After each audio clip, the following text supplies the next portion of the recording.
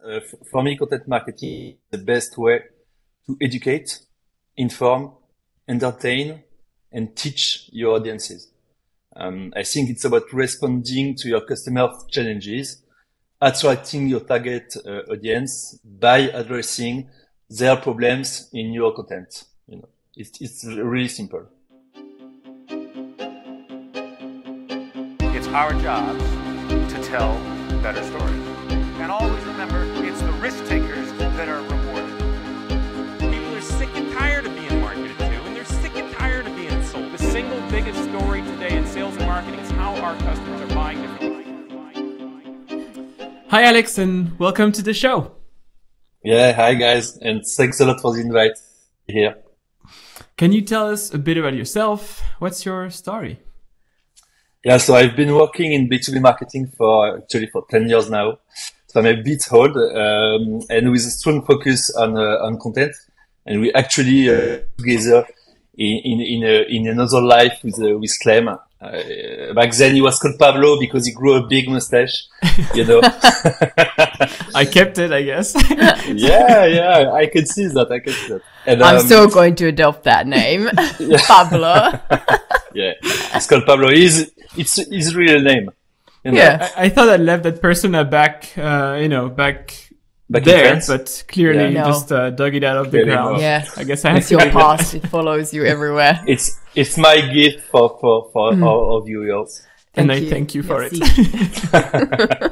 And recently I became a part-time CMO, so as a freelancer, and I help SaaS B2B CEOs build their marketing strategy and content strategy. Well, since you brought the part-time CMO role up, what does a part-time CMO do? Yeah, it's a good question, but it's actually quite simple for me. A part-time CMO is a CMO, but he's focused on executive level problems. He thinks about the big picture like every CMO, but he works part-time for different companies. It's actually quite simple. Yeah. And actually, so you actually work for several companies at the same time. Yeah, exactly. You're like a mini agency in yourself. Yeah, an agency of one, But actually, I have a follow-up question about this. What are your biggest learnings from being a part-time CMO? Yeah, it's a good question, but it's quite early to answer because I just started to work as part-time CMO. But I think the main quality is to work for different companies, because you can learn new things every day. Because every company has its own problems, its own challenges. So it's for me it's really about the learnings.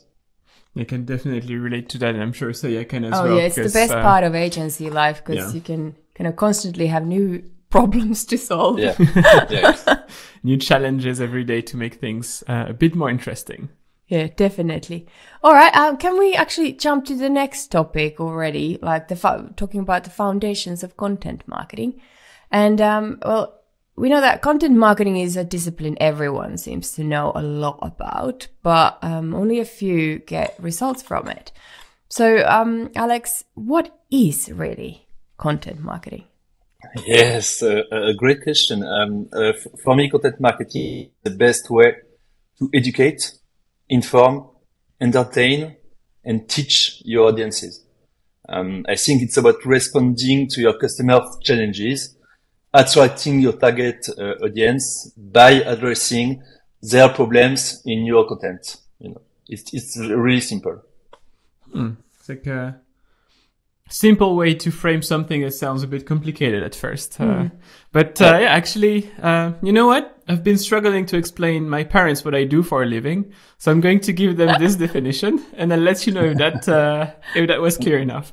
I think a lot of people are overcomplicating the content marketing part, but I think it's really just about addressing your audience problems in all of your content. So it can be blog post, podcast, videos, social content, and Actually, can I at this point ask your background in content marketing? When did you get your first touch in content marketing? And you obviously feel very passionate about it. Why? Yeah, because I started actually in a startup, and I was content manager. So I was at the bottom of the ladder, and I learned a lot about content marketing back then when I was when it was my first job. And after this first job, I actually grew up the ladder and learned a lot about content marketing. So I worked in other startups and continuously learn about content marketing. All right. Well, since you talked about growth, what are the requirements for content marketing to become a growth engine? Yeah, I think there are several criteria. For me, the most important thing is to have clearly defined your areas of expertise. So the subjects on which you feel legitimate as a company to speak out. Then I would say a perfect knowledge of your audience. I think it's really important. Not just personas or ICPs, but an absolute mastery of their day-to-day lives, their challenges, their objectives, and so on. And a finally important point is to ensure that your content strategy correlates with your company's business objectives. So for me, this is the only way to ensure that your content will generate revenue. All right. Actually, since you talked about like knowing your audience perfectly or having a perfect knowledge and understanding of your audience, how do you do this? And you mentioned persona and ICP also, like, which are like, like also two different frameworks in a way, but what's your formula to learn about one's audience? I think the key thing here is to talk with your customers, really talk with them, interviewing them, listening them also. But I think the key is to talk with your customers. And that's actually something that most companies, they kind of, slip into, that they kind of guess and think that they know. And they need solid ground for their decisions. And that can only be achieved by talking to the customers. Yeah. And I think a lot of marketers forget about that.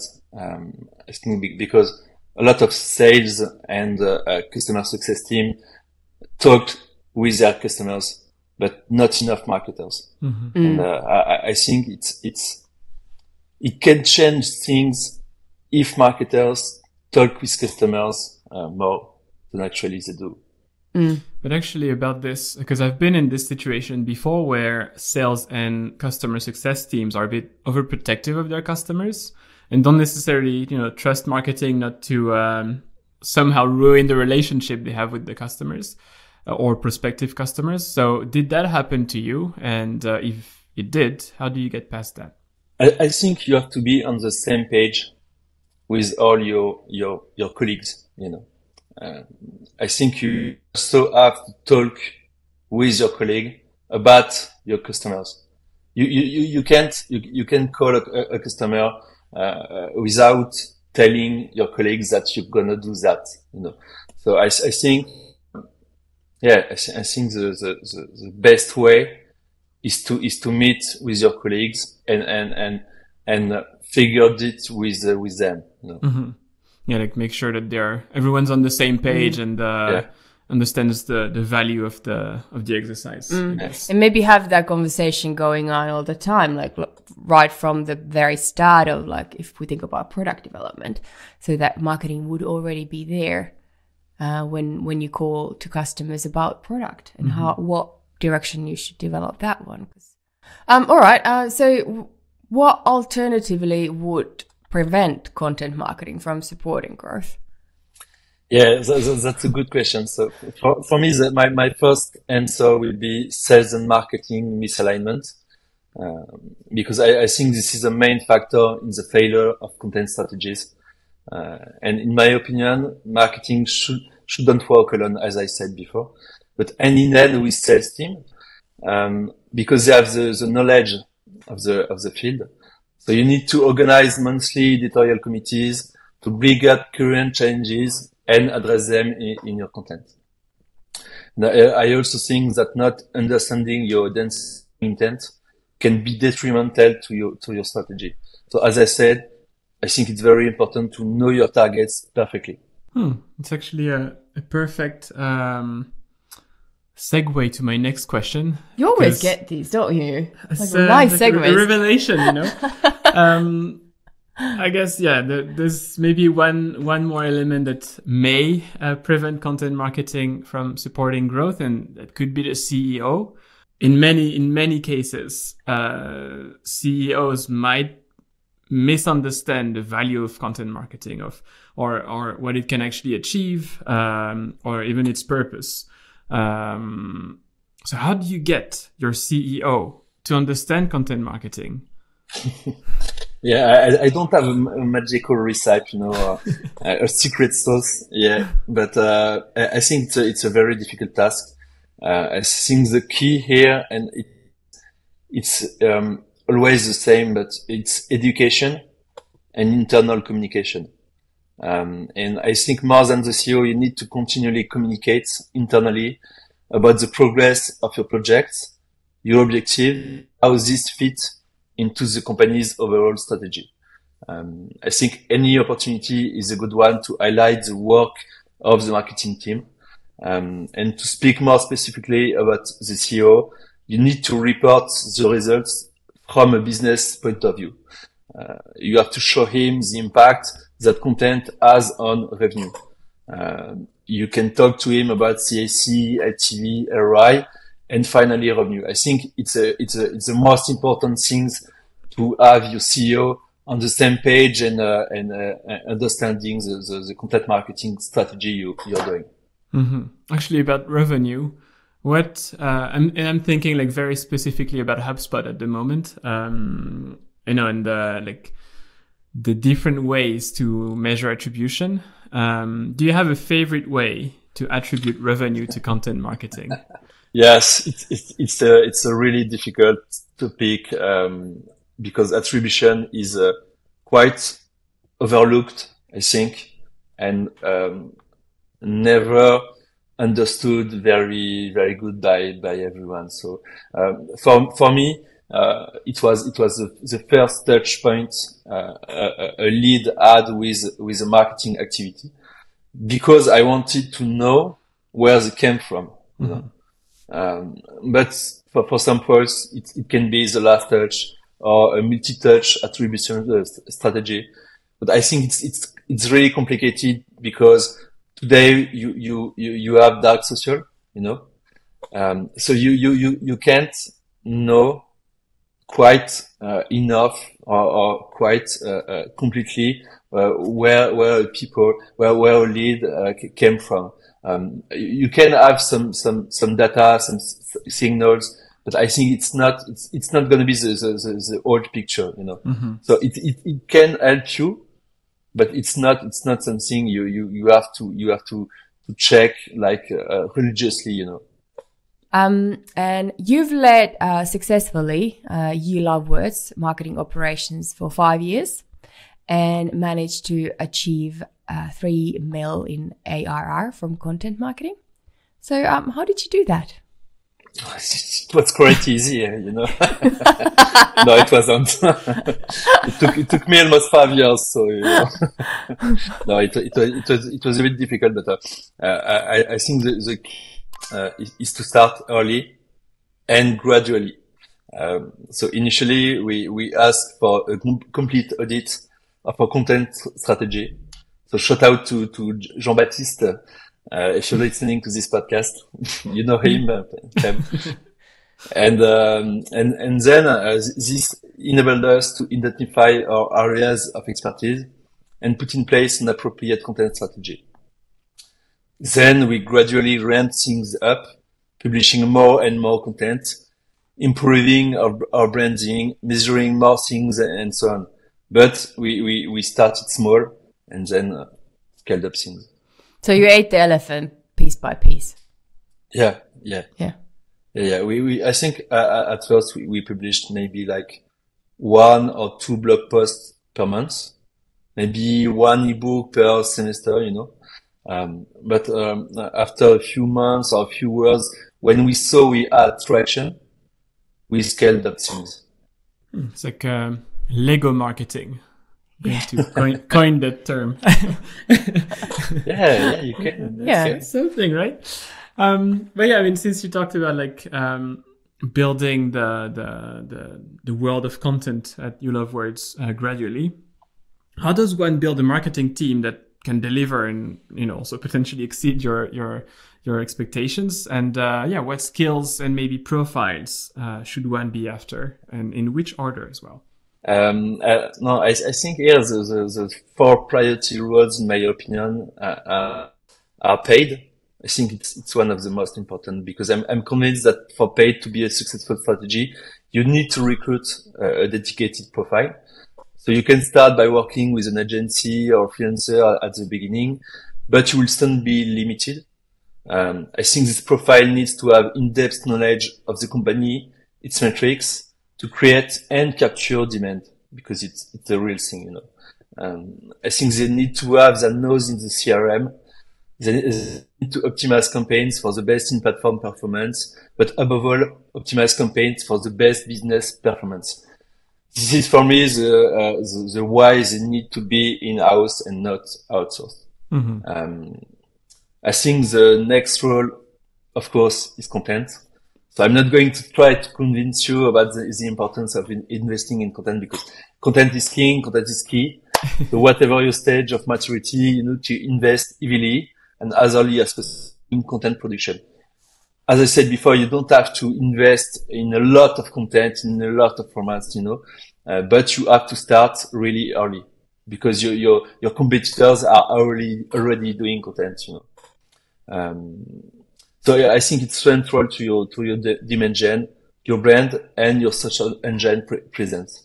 So I think you have to recruit these 3 profiles: SEO, copywriter or journalist, and distribution. I think the 3rd role I will recruit is campaigns, and we'll be looking here for a Swiss Army knife, multidisciplinary profile, jack of all trades. But above all, I think smart people with a high degree of autonomy. I think depending on your different segments or regions, the sub-department may operate independently of the others, but may also be made up of members of other teams, like the squad. I think they will execute or retention campaigns with your audiences, test new formats, participate in events or local actions. And you can split your recruitments according to your audiences, like enterprise or SMB, and or your regions, like EMEA, APAC, and Mm-hmm. And for me, the last one, but it's a really important one, is product. Because for me, it's the department that links all the departments together: R&D, product, customer success, sales, and of course, marketing. So I think this is a key role, as it is the master of the right orchestration of messaging to your prospects and customer. So I think his scope of work is in-depth market knowledge, listening and messaging, product launches, sales enablement, etc. So no skipping on quality here. And I'm well aware that in real life you can't have everything. But if I had the budget, this is how I would structure my dream marketing team. All right. I'm actually interested in hearing your opinion on the kind of matter that many companies do create that content, and they do quite a lot of it, and then they wonder why they're not growing. So what's up with that? Yeah. There may be several reasons for this. I think the first thing to do is to identify and define key success indicators. So what do you consider growth, actually? Is it a number of visits to your site, a number of subscribers to your newsletter or social networks, a number of leads, opportunities, or customers generated? So take the time beforehand to define your objectives clearly. It's the first thing you have to do. Next, I would say that the most important thing is a time horizon over which you look at your performance. Building an audience, creating engagement take time. I recommend reviewing your strategy at least every 6 months to make sure you're heading in the right direction. And then make sure you're addressing the right audience issues. If you produce content that doesn't match their expectation, you will miss your target. And lastly, I think it's not enough distribution. So you need to spend as much time producing your content as you do distributing it. So it's one thing to produce quality content. It's quite another to distribute it properly. Actually, about this, there is this, I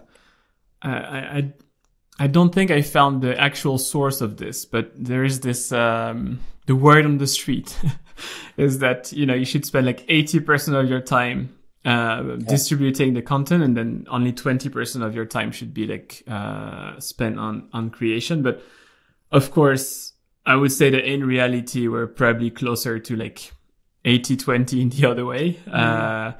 But do you have like an advice to share for our listeners to maybe reverse the trend and actually find the time to distribute the content? Other than, just do it. I think the best way is to split your calendar or your strategy between produce and distribute. I will not say that 80-20 is the best way to do it. I think it's more than 50-50, or 100 and 100.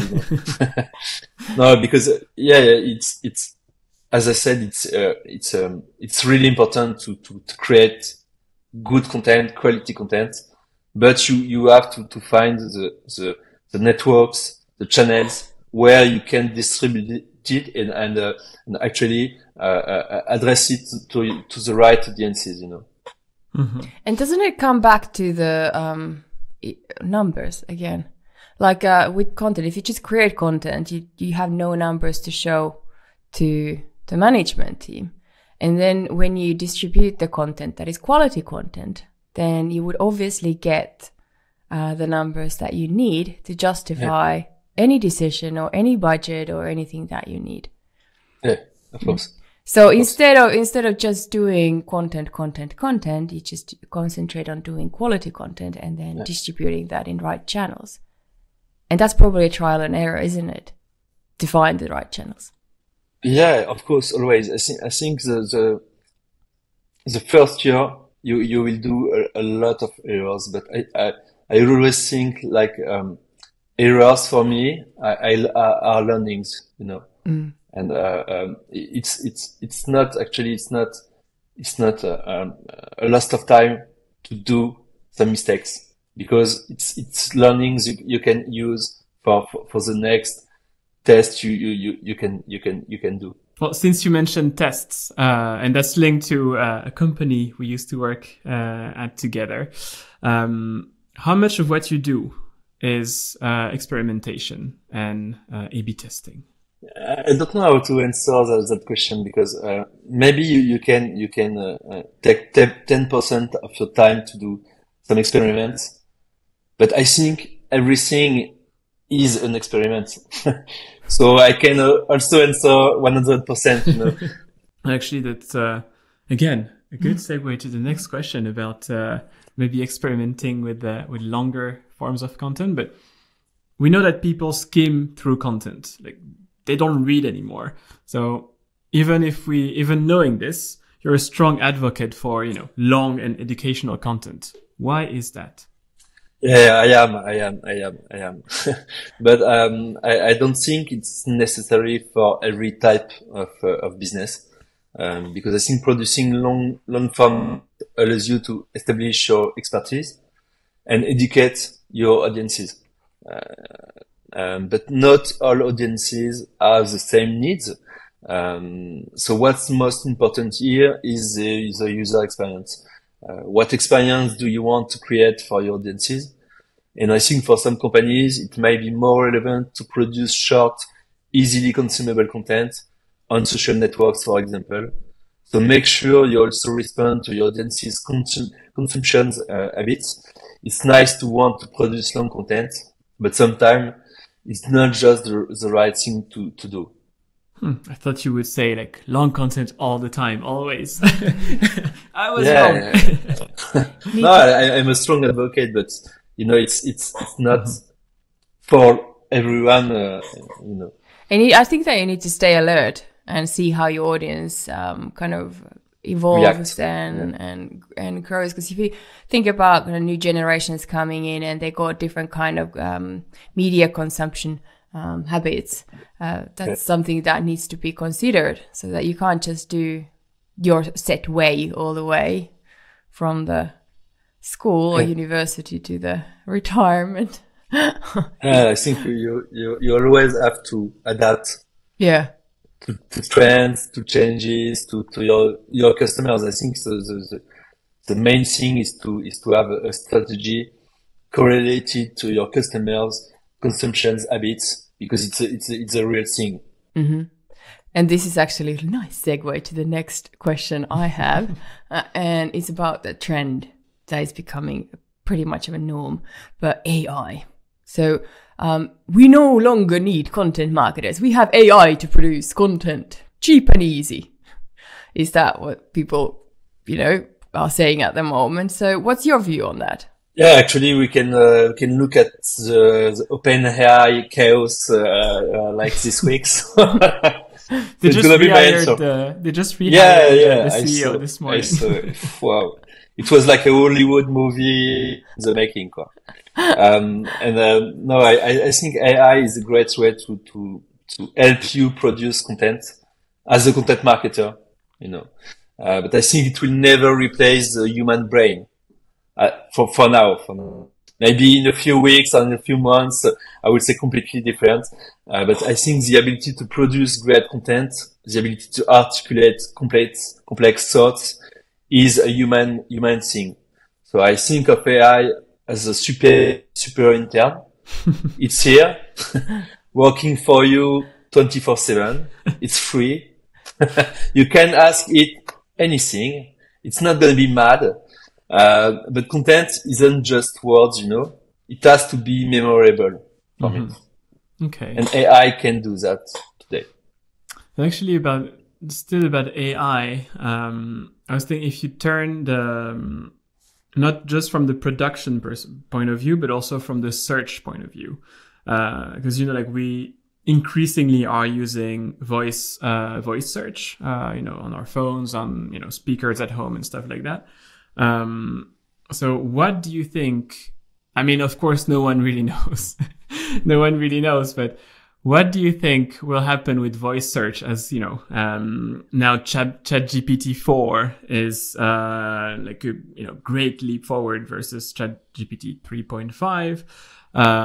And, also crawling the internet, live, to provide the answers. So and that's a big maybe, as we're maybe, typing less to search and asking questions directly to voice assistants, and then those voice assistants are picking only one answer. Would you say that this makes content marketing investments today even more relevant? Well, basically to make sure that you are that one search result picked by the voice assistants. Yeah, that's a good question, but I see that trend like every year since 10 years, since Alexa came out. So I think it's not a real trend. I think we're gonna wait a few more years before the consumption habits of everyone will change. And, I think it's quite soon to talk about voice search, and, I think you have to focus on create quality content. And that's the main thing you have to think about. Mm-hmm. Create quality content, Don't think about voice and new trends you can see. I think it's create content, quality content. Yeah.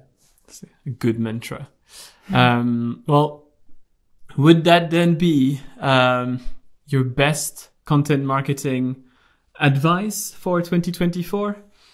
Yeah, but like I just said, for me, even more than before with AI, you need to produce unique, memorable, original content, because content that you're proud of, and that as a reader or a listener, you will be delighted to read or listen or consume. It has to be your main target, your main goal. Fabulous. All right. We've actually reached the end of our chat. But before we let you go, here's our Fast 5 segment. All right. 5 short answers. 5 questions, 5 short answers. Are you ready? I'll try. Yeah. Okay. Let's go. All right. A book to recommend to the marketers watching or listening. Yeah, so it's always the same actually. Give that book a lot of time. And it's a book by Basecamp co-founders. The title is "It Doesn't Have to Be Crazy at Work." So it's kind of my entire work philosophy. Because I don't want to be crazy at work. And you don't have to spend 80 hours a week working or spending your entire day in meetings to be successful. It's the main topic of the book. So it's quite actually the opposite. So it's great for me. A SaaS company you love and why?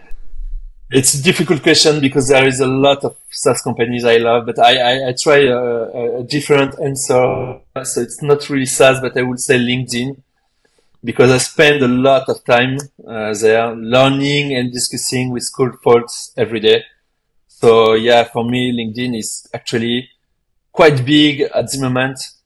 Just past 1 billion users this week. So yeah, LinkedIn, of course. All right. Your favorite platform to read about growth? Yeah, I'm not sure if you want a format here, but blogs and newsletters for me are my top picks. Like, I actually subscribe to a lot of Substack personal newsletter, and like Elena Verna, Emily Kramer, other guys like that. The most important growth metric? Revenue. No hesitation here. Your best piece of advice for fellow marketers? I think my best piece of advice is to test and learn every day, like we said in earlier, and you will get better. You have to test everything every day and you will get better. Awesome.